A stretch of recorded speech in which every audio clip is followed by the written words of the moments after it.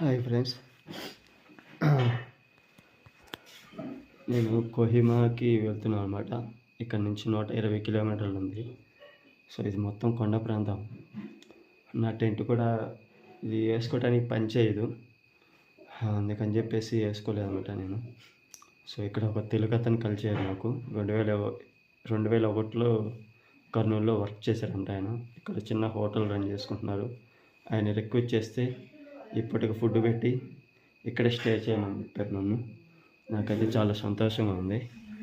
So ఎక్కడ పైన తెలుగు వాళ్ళు అంతా కొంచెం కానొస్తున్నారు.